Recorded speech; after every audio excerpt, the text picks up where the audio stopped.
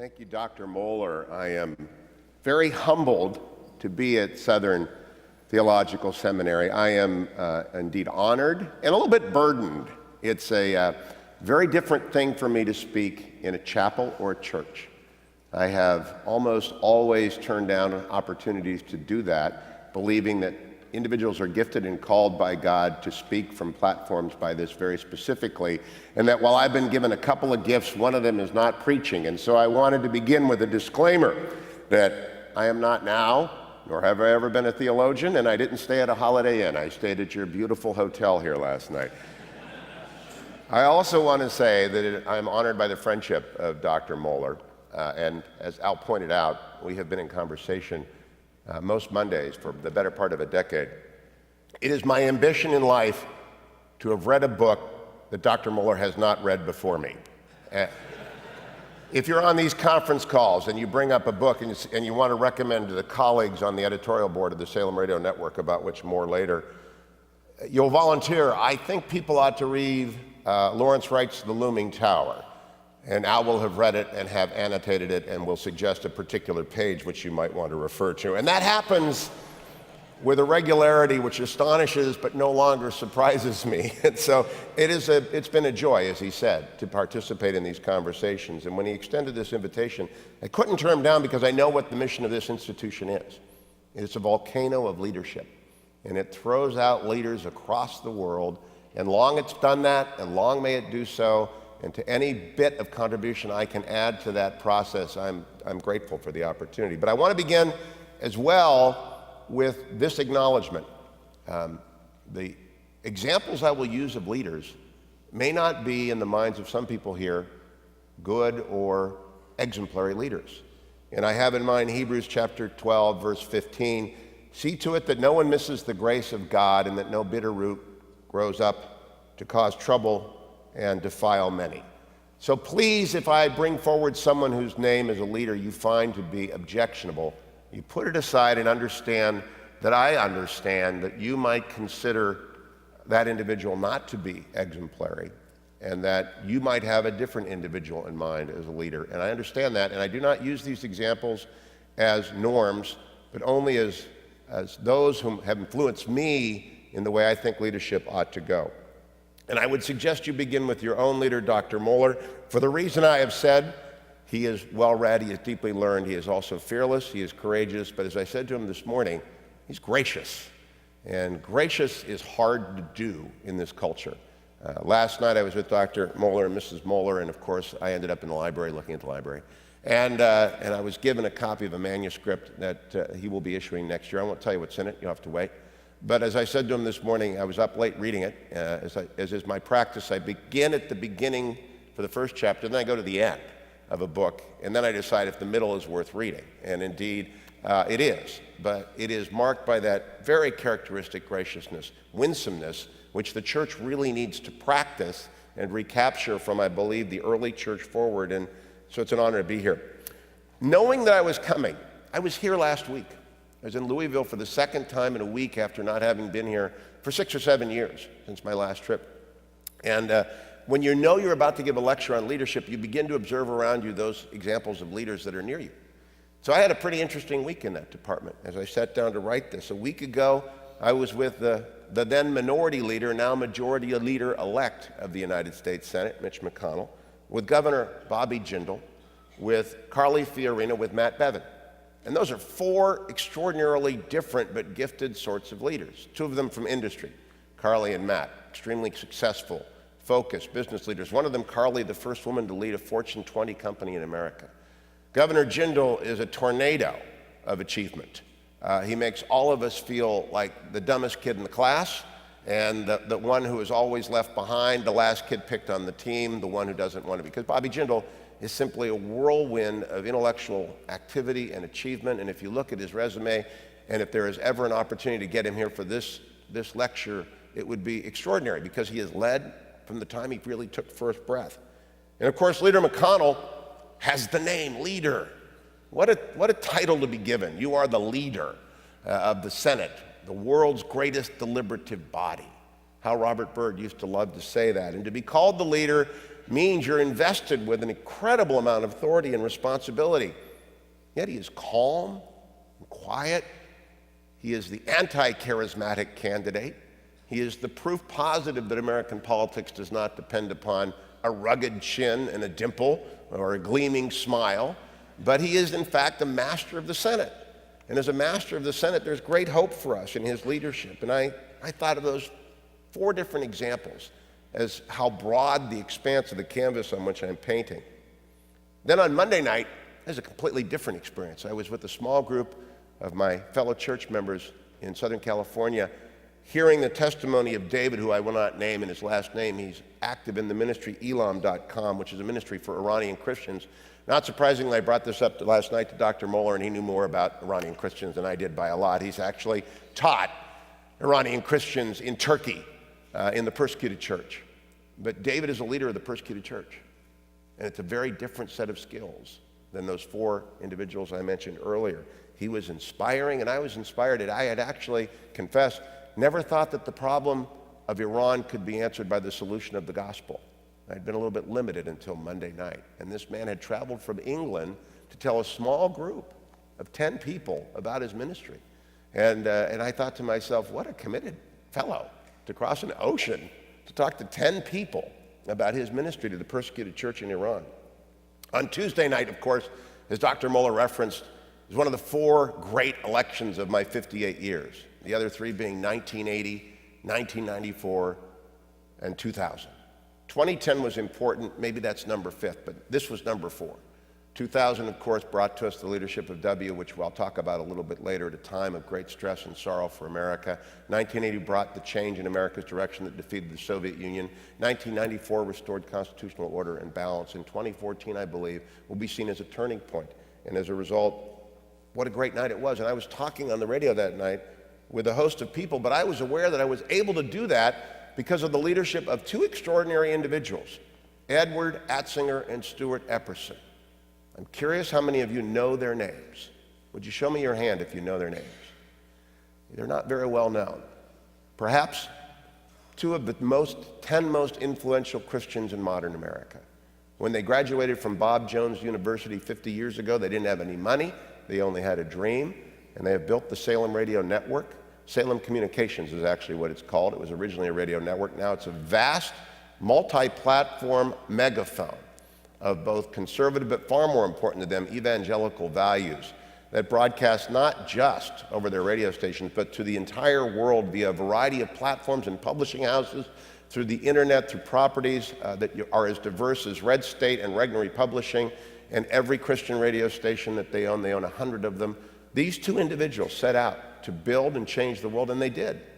And as I say, they had no assets, they only had vision, coming out of Bob Jones University 50 years ago. I wonder who among the students here are the Eppersons and the Atzingers of 2064. I really do wonder which one of you and how many of you will step up to do that. They built the platform I was able to use on Tuesday night. And in that platform, I was able to talk to 2 different kinds of leaders. 3, actually. Reince Priebus, Paul Ryan, Rob Portman. Lots of P's in there. Paul Ryan, Reince Priebus, Rob Portman. You got to be able to say that 3 times. But they're all men of accomplishment, sitting in positions of power, welcoming to their number in Washington, D.C. And if you read your New York Times this morning, an extraordinarily diverse group of new leaders, Mia Love, Shelley Moore Capito, the extraordinary Joni Ernst, Tom Cotton, Ben Sass, new young people rising up in Washington, D.C. The New York Times chose to profile 6 this morning. These 3 were eager for new leaders to join them.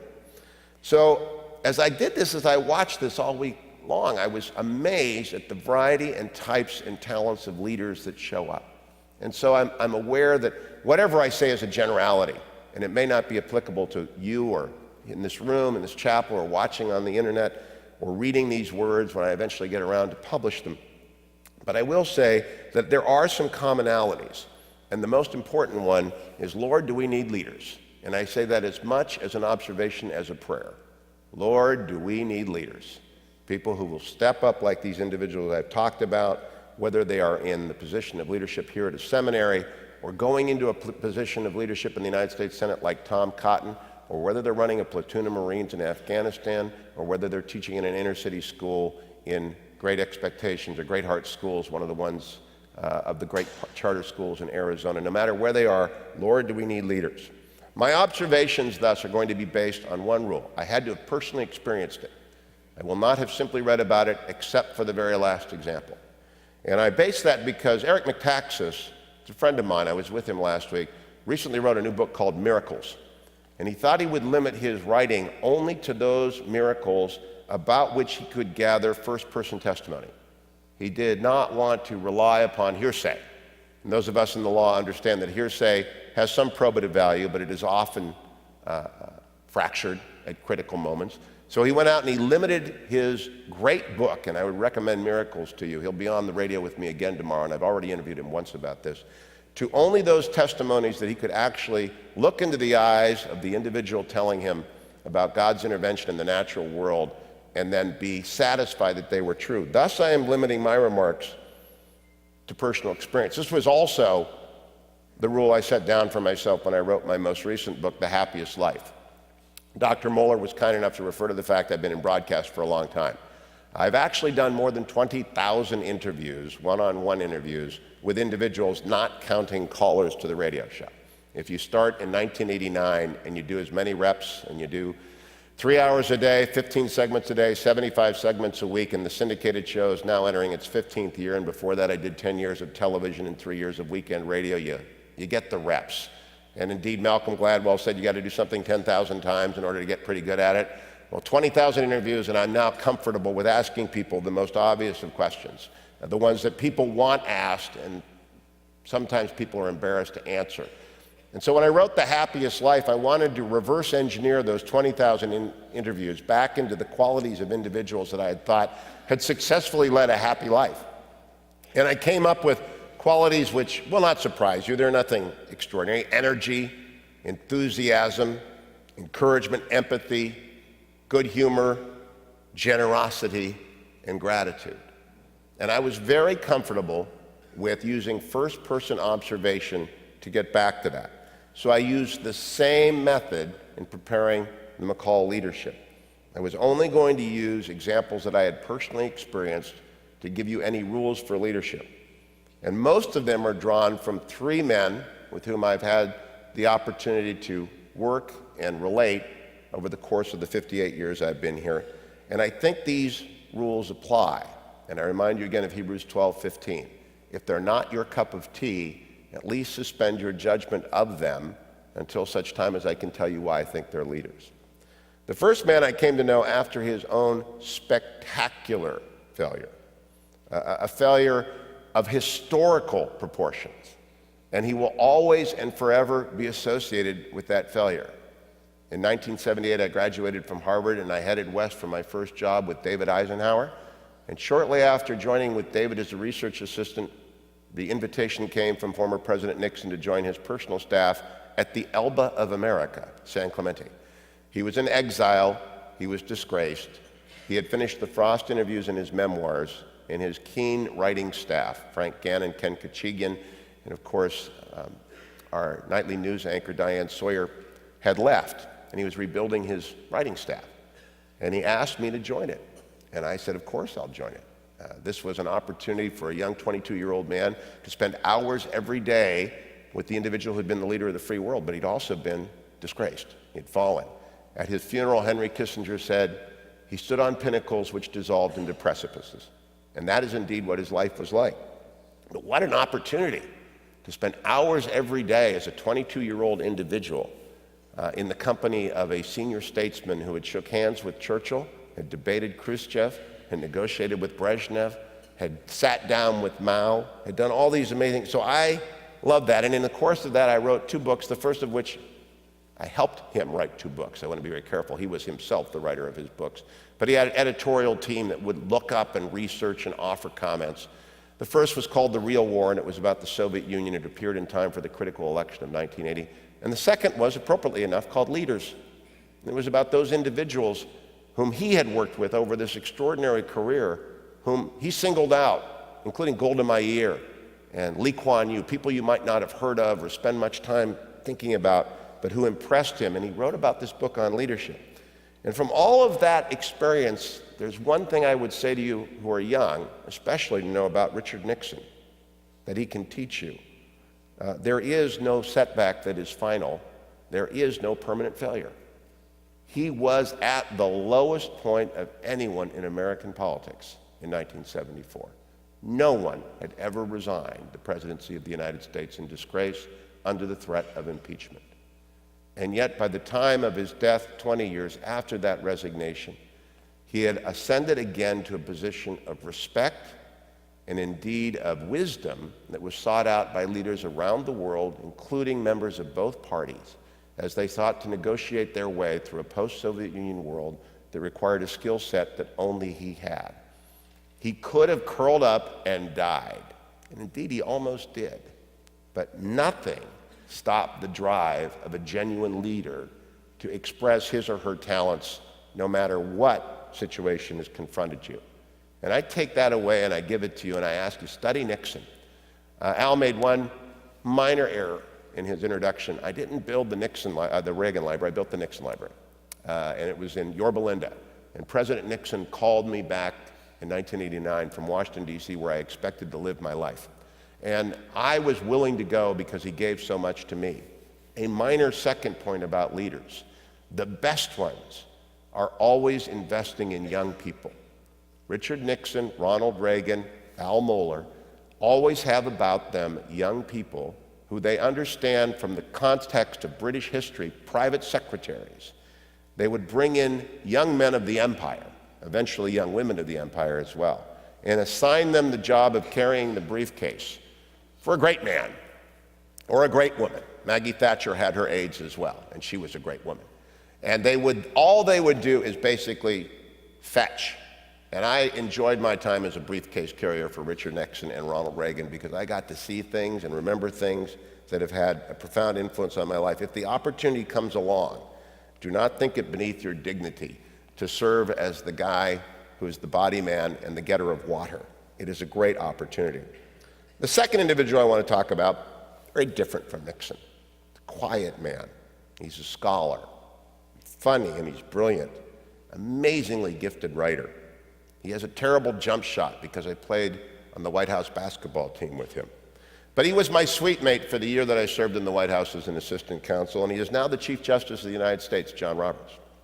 Now, I'm quick to disclaim friendship. I've only seen him once, in fact, since he became the Chief Justice, and that was only fleeting. So what I say about his leadership on the court is speculative. It's based on a knowledge of his intellect and his humor and his great capacity for brilliance, but I have no special knowledge, and no one should understand my comments to be other than that of a far-away observer of an individual I knew a long time ago. I think he is a great leader. He is, first of all, humble. John Roberts was easily the smartest lawyer in a room full of very smart lawyers. The White House counsel's office has been called, and rightly so, the finest law firm in the world. There were only 7, and we only had one client, and that client was Ronald Reagan, and every White House counsel only has one client. The Department of Justice has the United States government at its client, sometimes at odds with the president. But the White House counsel's office, they serve only the president. And we were led by Fred Fielding, who's done that job 3 times. He's one of the great wise men of Washington, D.C., an old-style leader. And he brought in a lot of different talent sets, and I think he brought me in because I'm pretty good with a noun and a verb, and I can scribble. John Roberts is the real deal when it comes to capacity and the Constitution. And no one knew that from his lips.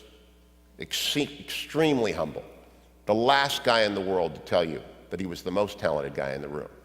And I think that's true mostly about the leaders that I have known. Some have been a little bit more voluble than others when it comes to extolling their abilities. In politics, you sometimes have to be willing to tell people about what you have done in order to rise, but not the Chief Justice. And the second thing I really want you to take away about Roberts is his courage. You know, there was an easy way for him in the Sebelius case about the Affordable Care Act, also known as Obamacare. It would have been very easy for the Chief Justice to declare it unconstitutional. There is a principle in constitutional law, though, that if there is any way to uphold a statute of the United States Congress, you must do so. It's an ethical obligation. There are many arguments, one of them from my good friend, Mark Levin, and he is a good friend.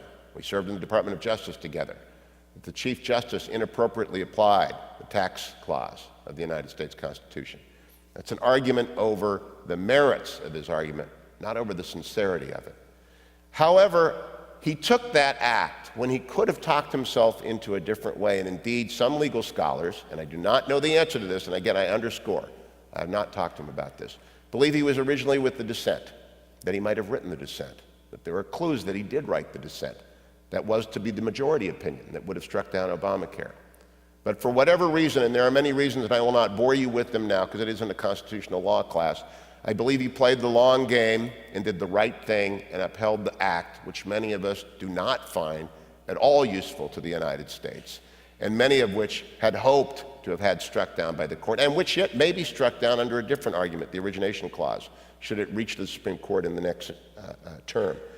But he had the courage to do that, and if you're going to be a leader, you know what you've got to be ready for? A lot of criticism, and not just from your opponents, and certainly from your enemies, but from people you might have counted on for a great deal of support, who you might have thought would give you the benefit of the doubt. And I have never seen that more clearly displayed than in the reaction to the Chief Justice's opinion in Sebelius, National Independent Federation of Business versus Sebelius, because the criticism was withering and it was personal. And it did not in any way impact him as far as I can tell. Certainly it must have grieved him. If you cut me, do I not bleed sort of thing. But leaders do what leaders have to do, even when they know that those upon whom they've counted for support will not be there for them. And aside, the same thing happened with Harriet Miers when she was nominated. And how deeply disappointed George W. Bush must have been in the people whom he had served and whom he had tried to lead, and their lack of faith in his judgment. And I was a great supporter of the Miers nomination. I do not like a Supreme Court made up only of judges and of scholars and of Harvard and Yale graduates. I think a few lawyers from the big firms and even from the small firms, and maybe even a non-lawyer, would be good for our body of 9 unelected justices, a majority of whom Justice Scalia likes to say make the law in the United States. How unrepresentative that they are all from Harvard and Yale law schools. How absolutely contrary to what the framers intended for that court. Nevertheless, it is what it is, and leaders have to be ready for getting hit from behind. James Taylor, I don't know if he's been quoted from this before, ain't it just like a friend of mine to hit me from behind? All right, that's going to North Carolina in my mind, one of my favorite James Taylor songs. I think about that with the Chief Justice, I think about that with W, and it's just something you're going to have to get used to, and I'll bet you if Dr. Moeller unbended, there would be times when he wondered. Honestly, I was not expecting to get hit from that direction. And when you get clipped, you get up. The third leader I want to talk about, an extraordinary individual. And when all of these people I talk about writing with them, working with them, it's in different ways.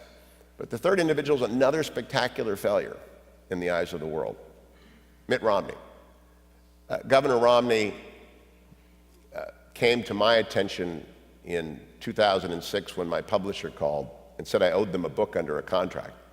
And I was asked to please produce a book in time for the election of 2008. And I looked around and I saw this governor of Massachusetts whom I never met, who was a Mormon. I'd become acquainted with Mormons through my work for PBS on a series called Searching for God in America. And one of their apostles, the elder Neil Maxwell, became a good friend of mine. But of course, my theology is not his theology, and we just agreed to disagree. And I approached the church as a journalist, intrigued by it. And then I was intrigued by the proposition whether Mitt Romney, as a Mormon, could actually win the White House in the day and age in which it mattered what you believed as a matter of faith. When his father sought the White House in 1968, I read every book about that campaign. No one gave more than a paragraph to his faith or to the controversial nature of it, but America has changed. So I arranged and battered at the door of Mitt Romney until finally the inner circle let me in, and I spent a lot of time with him, talking with him, interviewing him for a book that became A Mormon in the White House ?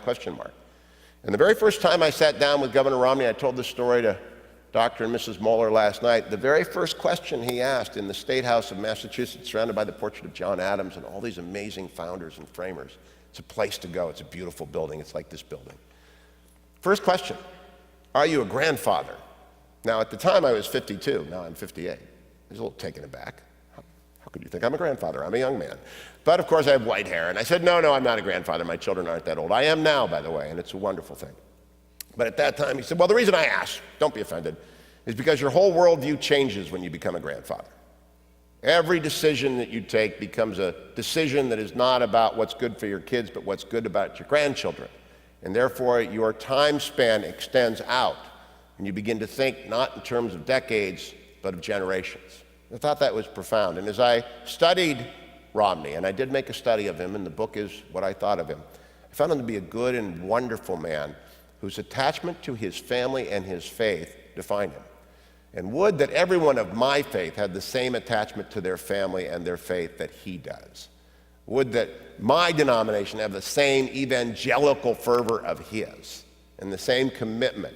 It's here, by the way, on the campus of Southern Baptist Theological Seminary in Louisville. This is where you find that same, but it is rare in our church. It is common among the LDS. And that is something that we ought to study, how they develop that. But what I want you to take away from Romney is that his life of extraordinary achievement was completely compatible with the raising up of 5 wonderful men, and they are 5 wonderful men, all of whom have produced wonderful families for him, a lifelong devotion to his wife Anne, through sickness, in health, in good times and bad. It is not inconsistent with a public life or a life in the private sector of extraordinary success or of a political calling to remain true to your family and your faith and to serve both. And I think that is the example of Romney for all of us. So keep that in mind, and keep it in mind especially because when I reflect upon the call of leadership, right now I'm staggered by what the young people on this campus are facing. I mean, genuinely staggered. When I came out of college, there was the Soviet Union. And when I sat down with Nixon in San Clemente and talked about the Soviet Union, it was the only problem, one problem. And it was an atheist culture. That was an advantage in retrospect. They had no hereafter to live for. They had no desire to destroy the world. It's all they had.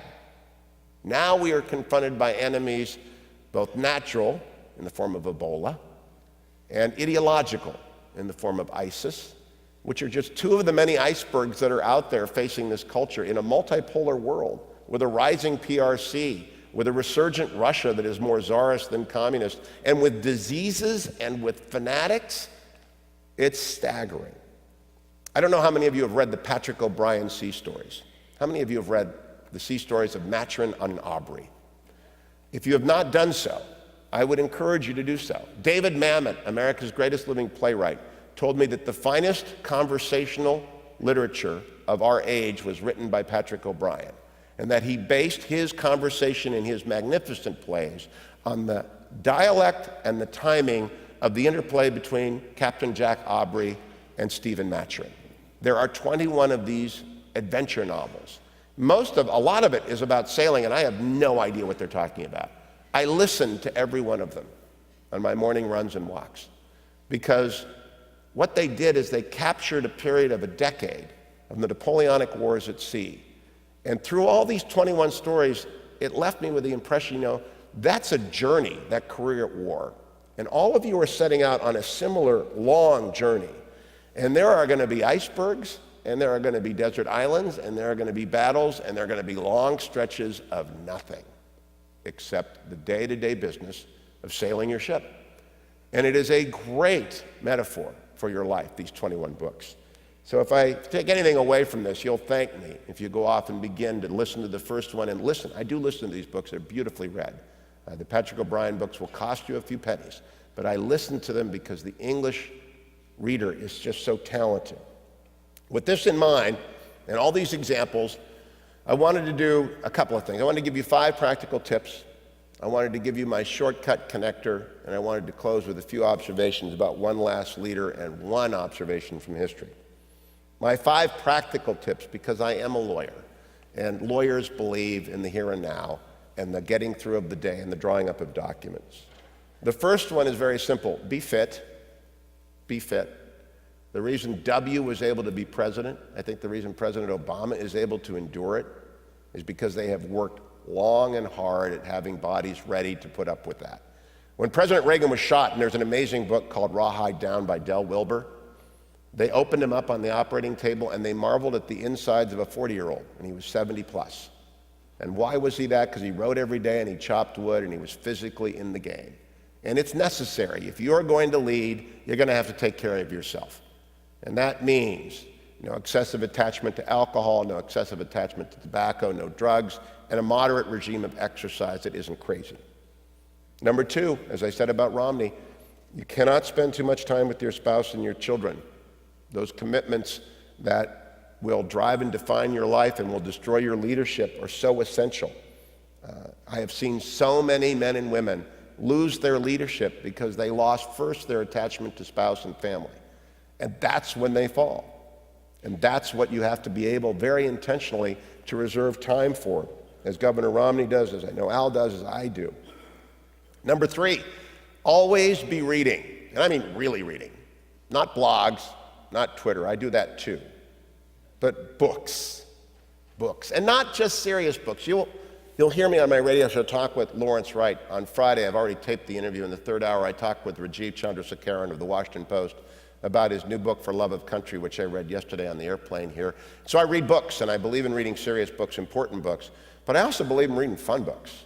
The Sea Stories of Patrick O'Brien. I've read every single Daniel Silva novel, every single Mitch Rapp thriller that came from my late friend, Vince Flynn. I read all the C.J. Box mysteries. I just love reading, and I believe it is a habit. Every Brad Thor book that comes out, I can't wait.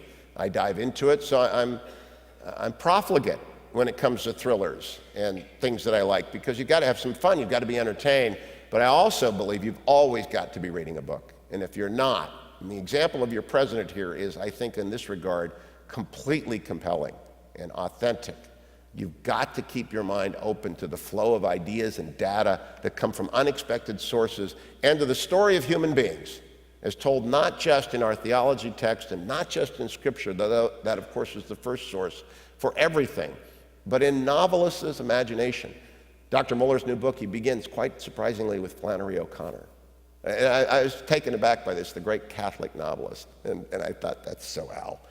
He gave me a surprise on the first page by referring to the great Catholic novelist of our age. So maybe Walker Percy is the other one, but do it. Number four, embrace social media, but with discipline and purpose. Now, the young people here, I honestly don't know how you're going to raise your kids. Taylor Swift gave an interview last week, which I thought was very moving. She said, you've got to teach your kids to get over it, that the harassment that is coming their way will be constant and tidal. It will come in and it will go out, and sometimes it will be tsunami-like, and they're going to have to learn to deal with it. The constant harassment, the constant vulgarity, the intrusiveness of pornography, the absolute battering ram of incivility. It's there. It's like oxygen. And so if you don't train yourself up on how to defend yourselves and your family, and especially your children against it, they will be without walls. So I don't know how you do it here. I know Dr. Mueller and I have been talking about this for a long time, about his loathing of anonymity on the internet.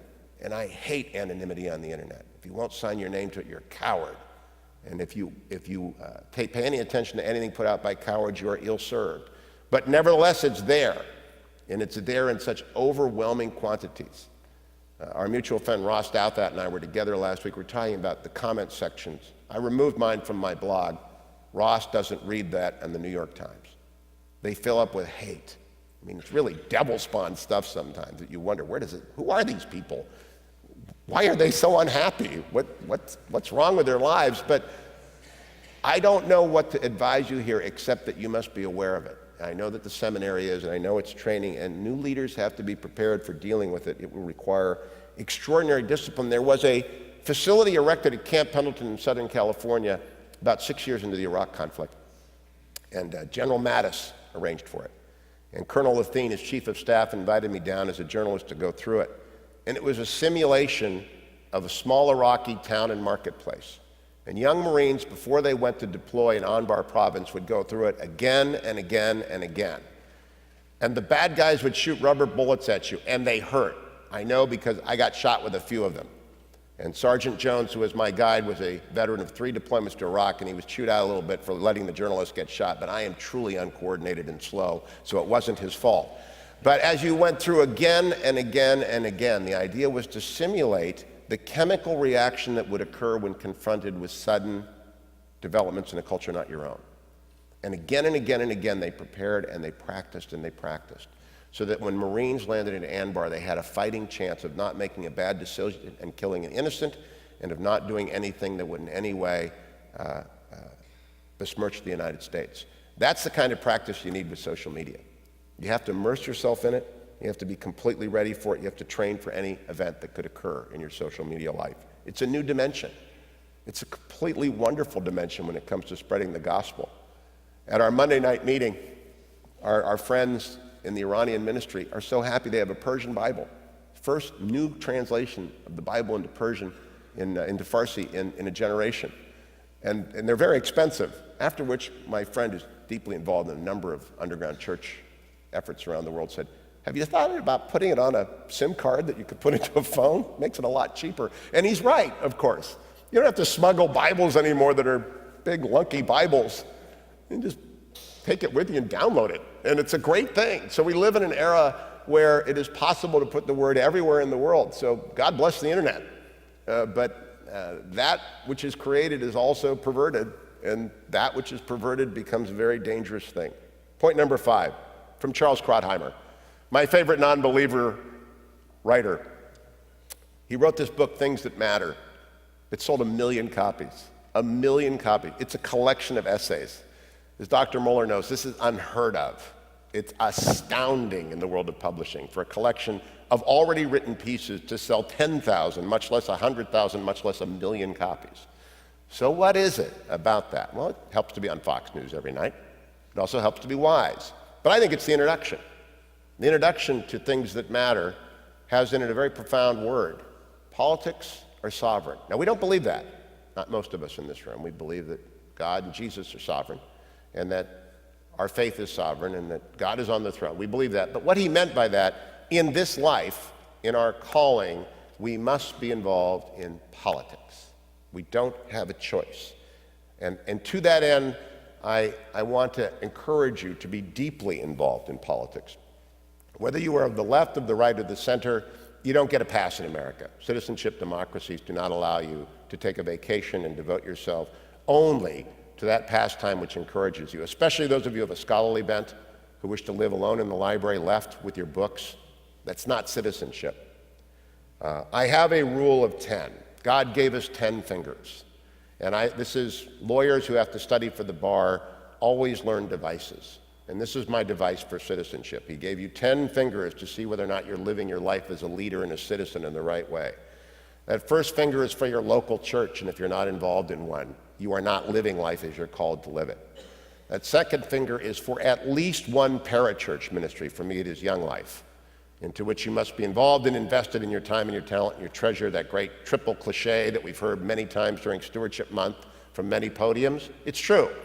And so in your local church and in your parachurch, you must be giving your time, your talent, and your treasure. I believe personally the third finger represents an organization devoted to the men and women who serve the United States in the military and who have been wounded or in other ways disadvantaged by doing so. For me, it's the Injured Marine Semper Fi Fund, but there are many wonderful groups such as the Fisher House. There are also a lot of frauds.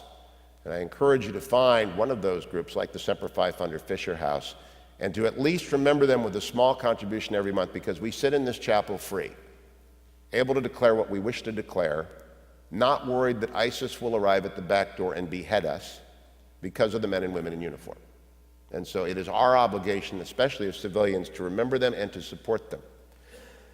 Fingers 4 and 5, 2 schools, at least one of which is not your own. You should be supporting them. You should find and praise the good. Lamar Alexander is one of my favorite men in politics. When he ran in 1996, I was a big Lamar guy, told me that on the tombstone of the great African-American novelist who wrote Roots, is Alex Haley, is the simple phrase, find the good and praise it. And that's what we ought to do with schools. And hopefully your alma mater deserves your support, and if it doesn't, then find 2 that do. Whether it's Southern Baptist Theological Seminary or Hillsdale College or Colorado Christian University or Biola or any of a number of great places, or high schools or elementary schools, but find and support institutions that are devoted to traditional and honest-to-goodness learning. Then fingers 6 through 10, those are for candidates. Those are for people you should be supporting. Now, I always invest in candidates. That means give money. This past time around, I had 7. Ed Gillespie, Mitch McConnell, Tom Cotton, Cory Gardner, Dan Sullivan, Doug Ducey, and Adam Laxalt. And it's all publicly reported, so I don't mind telling you that. It's all on databases, people know. I batted 6 for 7. Would that my Cleveland Browns do that well? Now, that they never have, actually, not since 1999. I know I'm in a part of the country that is burdened by being Bengals fans, primarily, and it's a sad, sad thing. God has called you to live with a terrible football team. But I know the Browns are coming back, and Thursday night tonight, there's a great game between the Browns and the Bengals, and I want you to pray for the Browns. But anyway, those 6 successful investments, they weren't more important than the one that wasn't successful. The fact that you support losers is to be expected. That's American politics. But you got to do it. You got to pick people who you are willing to stand by, because otherwise they don't win. If you don't step up, they can't step in. And in American politics, if you're not running, you've got to be supporting people who run. And we are called, especially as believers, to be deeply involved in politics in the right way. It is modeled here at the seminary. Sometimes it is done wrong, but more often than not, it's done correctly by men and women in ministry and in church affairs. Give yourself over to that. Now, I want to wrap up by using 3 examples from W. I find it difficult to overstate my admiration for President Bush. I'm in awe of what he did and the burdens that he carried after 9/11. And I want to tell you my 3 stories about President Bush that I think inform my view of leadership. The first comes from his last Wednesday in the Oval Office. His last Wednesday in the Oval Office, he summoned a half-dozen talk show hosts to the Oval Office. And I was blessed to be among them. We spent an hour and a half with him. You know why he did that? It was off the record, so I can't quote him directly. This is not a direct quote, but I can summarize for you what the chief executive of the United States, who was leaving power, said to his conservative allies in talk radio. Give the new guy a chance. Support him. It's a very difficult job. When you have the opportunity to praise him, do so. Think about that. President Obama has not been overly generous with his praise of President Bush. That's an understatement. But President Bush ended his presidency by calling on people with the biggest microphones, and I have no doubt he did this as well in a one-on-one meeting with Rush. Al referred to my 2 million listeners. Rush has got 10 times that number. I'm quite certain he gave that same message again and again. Second W story. I was called to go down to Dallas 3 or 4 years ago, I can't remember which one exactly, to interview him in front of an audience at a fundraising event for Alliance Defending Freedom, a great, great organization. And the president said before he went out on stage, listen, you can ask whatever you want, but I'm not going to answer any questions about President Obama. And so I could answer, but he wasn't going to criticize the president. And he never has. It's been 6 years. He has never criticized the president. He said obliquely, it does no good for a former chief executive to criticize the current occupant of the office. That is not, by the way, how Bill Clinton approached George W. Bush when George W. Bush was in the White House. But it's a wonderful lesson for leaders. You do not have, it is not part of your job to tear down those who went before you, even if you think they did a terrible job.